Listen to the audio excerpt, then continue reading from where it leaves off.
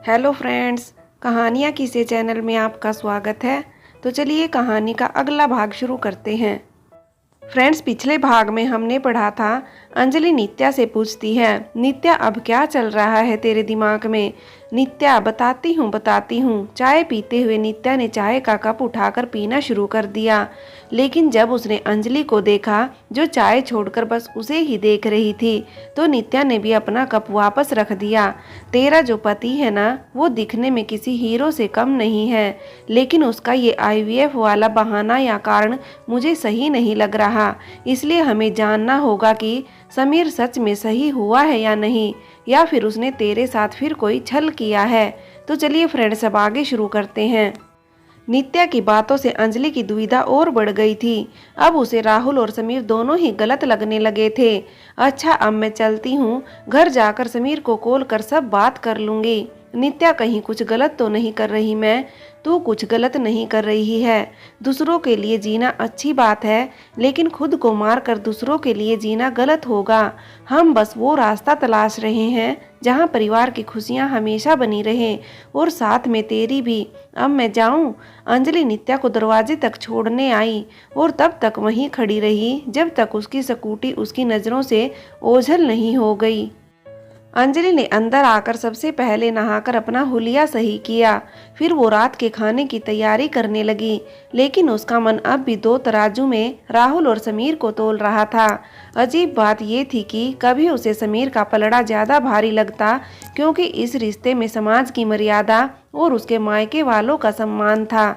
लेकिन जब वो समीर के फिर से पहले जैसे होने की कल्पना करती, वो पलड़ा उसी समय हल्का पड़ जाता। जब राहुल के बारे में सोचती, उसे ये रिश्ता सामाजिक दृष्टिकोण से गलत लगता, लेकिन इस रिश्ते को कभी उसने दिल से महसूस किया था जब उसे राहुल का प्यार सच्चा लगता था। उन पलों की खुशियों ने उसे समीर से मिले हर दर्द से लड़ने की हिम्मत दी थी। वहीं राहुल से मिले धोखे के कारण अंजलि अब उस पर चाहकर भी विश्वास नहीं कर पा रही थी। अंजलि को समीर का बुरा व्यवहार याद आ रहा था। सबसे ज्यादा उसके लिए वो क्षण दर्दनाक था जब पड़ोसी को दरवाजे पर खड़ा देख समीर ने उसके चरित्र पर ही सवाल खड़े कर दिए थे। तो कभी उसे राहुल का उसकी परवाह करना, उसे प्यार का इजहार करना, फिर उसके विश्वास का खून करना, उसकी बातों और तस्वीरों को गलत तरीके से इस्तेमाल करना, वो महज एक शरीर को पाने के लिए था। वो शरीर जिसका अस्तित्व बस तभी तक होता है जब तक वो उसे जला देने वाली आग से दूर रहता है। जब ये आग में जल जाने के बाद तो ये शरीर रहता ही नहीं, रह जाती है तो ये रूह। अंजलि को तो इसी रूहानी प्यार की तलाश थी, जिसके कारण भटकते हुए वो राहुल तक जा पहुंची थी। तभी अंजलि को अपनी उंगलियों पर किसी गर्म चीज का स्पर्श महसूस हुआ। वो चौंक कर अपने ख्यालों से बाहर आई। उसने अपनी उंगलियों को देखा जो कढ़ी में सनी हुई थी, फिर गैस को देखा जो अब तक आधी कड़ी से नहा चुकी थी। अंजलि अपने विचारों के भंवर के जाल में इस कदर उलझी हुई थी कि उसे गैस पर रखी कढ़ी में उबाल आने की भनक तक नहीं लगी। अंजलि ने फौरन गैस बंद किया, सब साफ करने लगी। नित्या ने कल तक सोचने के लिए कहा था, लेकिन नहीं, तुझे तो सारा का सारा दिमाग एक साथ आज ही लगाना था।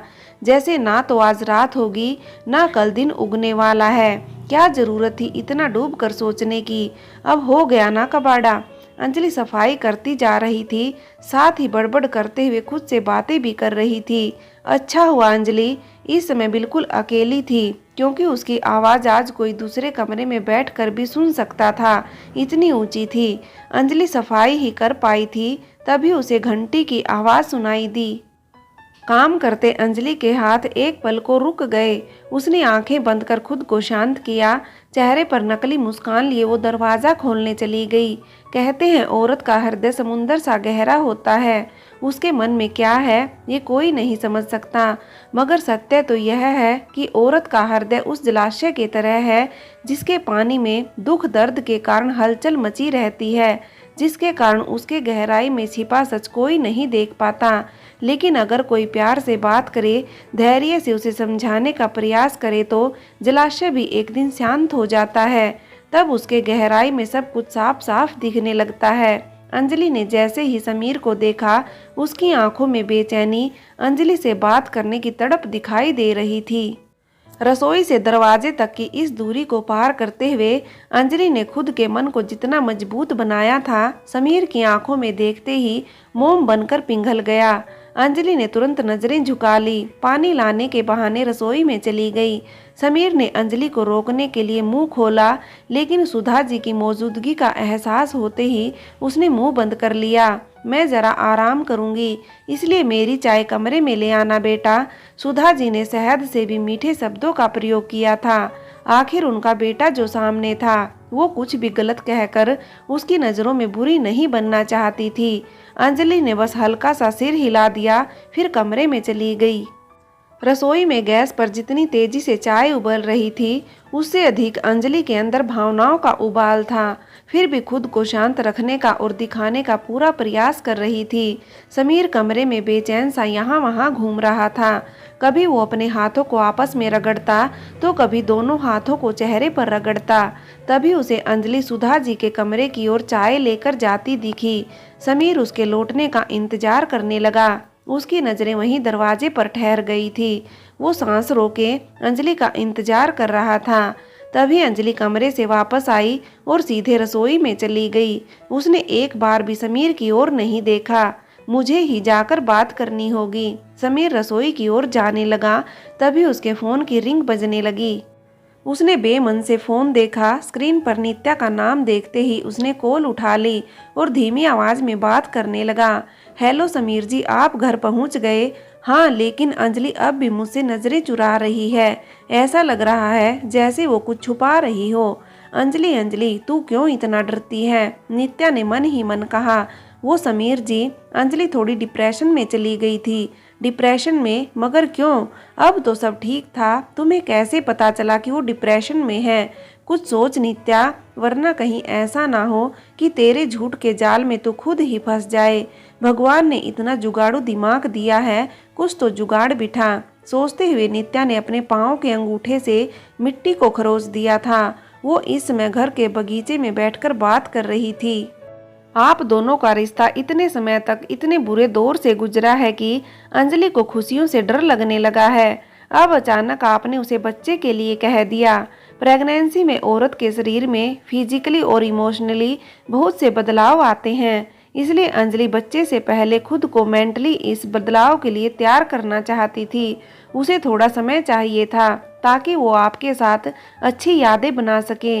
वो यादें आप दोनों के बीच के सारे कड़वे अनुभव को भुलाने में उसकी मदद करें, ताकि जब वो प्रेग्नेंट हो तब उसे सिर्फ अच्छी वो बातें याद हों और आपके बच्चे पर उन बुरी यादों का असर न पड़े।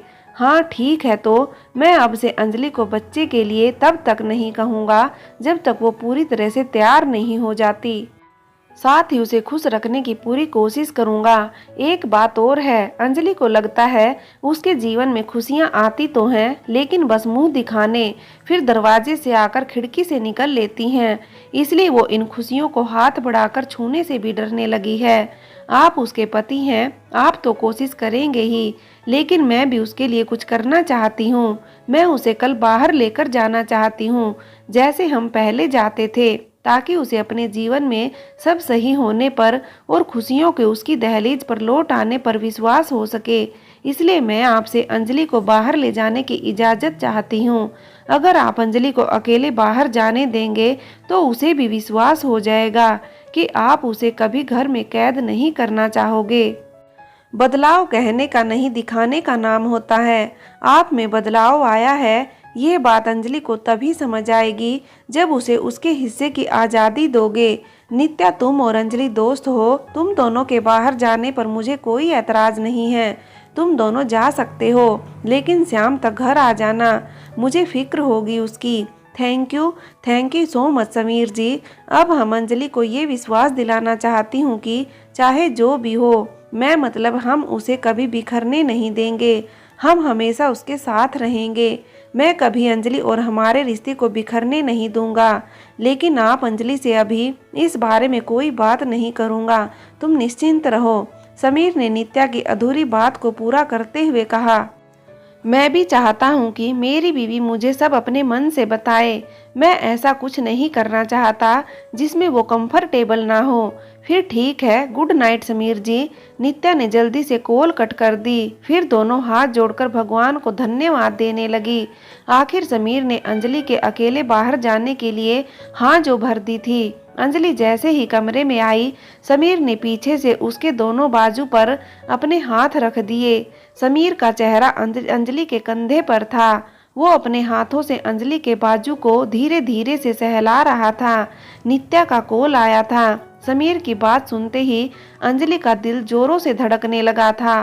क्या कहा उसने? अंजलि ने अपनी बेचैनी को छिपाते हुए पूछा। तुम्हें कल बाहर ले जाने के लिए कहा है और मैंने उसे इजाजत दे दी है, लेकिन एक शर्त पर। अच्छा, कौन सी शर्त? यह वो मेरी बीबी का पूरा ख्याल रखेंगी और उसे शाम तक घर ले आएगी, क्योंकि इससे ज्यादा तुमसे दूर मैं नहीं रह सकता।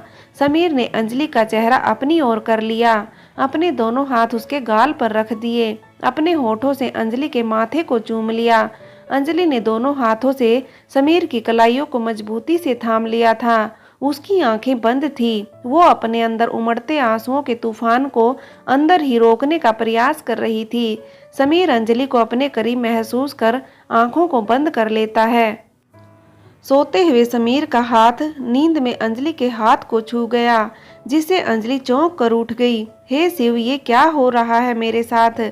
आज जब समीर करीब आए तब भी मेरा मन उनसे दूर चले जाना चाहता था। ये एहसास क्यों मेरे अंदर पनप रहे हैं?